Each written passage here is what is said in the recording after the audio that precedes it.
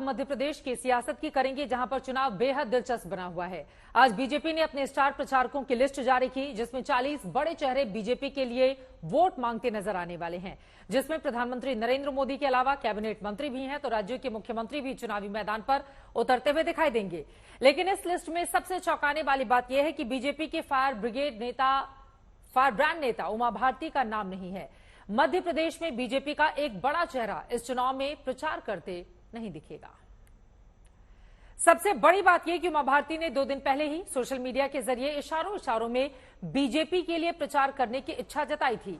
22 अक्टूबर को उमा भारती ने लिखा था कि मैंने शिवराज जी को यह पावर ऑफ अटॉर्नी दी है कि वो मुझे जब, जहां और जिस सीट पर कहेंगे, मैं वहां पर बीजेपी उम्मीदवार के समर्थन में चुनाव प्रचार करने के लिए जरूर जाऊंगी। उमा भारती की इच्छा जताने के बाद भी स्टार प्रचारक की लिस्ट में उनका नाम ना होना कई तरह के सवाल खड़े करता है। हालांकि आज लिस्ट आने से पहले उमा भारती ने अपनी ही सरकार की कुछ नाकामियों को गिनाया था, जिसके बाद उन्होंने हिमालय जाने की बात कही। उमा भारती ने एक्स पर लिखा, मैं इस निष्कर्ष पर हूं कि 2003 से अभी तक 1.5 साल को छोड़कर हमारी ही सरकार रही।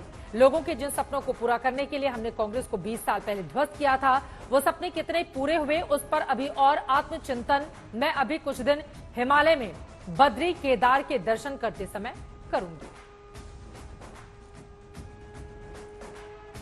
बीजेपी ने अपने स्टार प्रचारकों की लिस्ट जारी की, जहां एक बार फिर जिम्मेदारी प्रधानमंत्री नरेंद्र मोदी ने अपने कंधों पर उठाई है। आज प्रधानमंत्री मध्य प्रदेश के दौरे पर हैं, जहां पर दौरे से पहले उन्होंने कांग्रेस पर जोरदार हमला किया, तो वहीं भव्य राम मंदिर के निर्माण की बात कही है।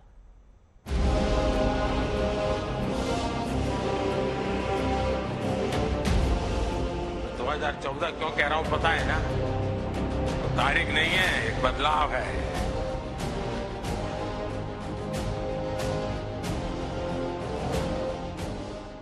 उस समय भारत की अर्थव्यवस्था का, या कहें या तब की सरकार ही हैंग हो गए वाले मोड में थी। जिस वक्त देश के 5 राज्यों में चुनावी जंग चल रही है, बीजेपी कांग्रेस के बीच जीत हार की लड़ाई छिड़ी है।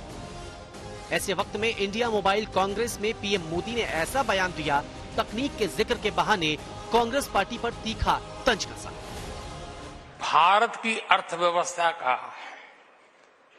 या कहें या तब की सरकार ही हैंग हो गए वाले मोड में थी।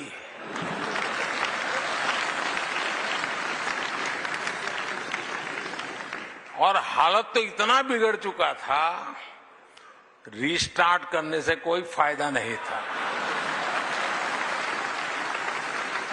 बैटरी चार्ज करने से भी फायदा नहीं था, बैटरी बदलने से भी फायदा नहीं था। 2014 में लोगों ने ऐसे आउटडेटेड फोन को छोड़ दिया।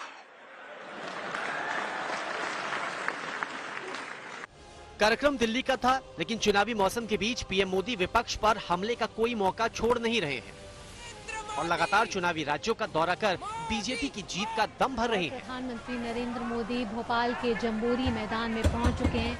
इसी कड़ी में दिल्ली में मोबाइल कांग्रेस को संबोधित करने के बाद पीएम मोदी मध्य प्रदेश के चित्रकूट पहुंचे, जहां उन्होंने रघुवीर मंदिर में पूजा पाठ की, गुरु राम भद्राचार्य से मुलाकात की। ओर से आत्मीय स्वागत, वंदन और अभिनंदन। इस बीच प्रधानमंत्री ने एक बार फिर राम मंदिर का जिक्र किया। हर देशवासी का एक और सपना पूरा करने में जगत गुरु राम भद्राचार्य जी की बहुत बड़ी भूमिका रही है।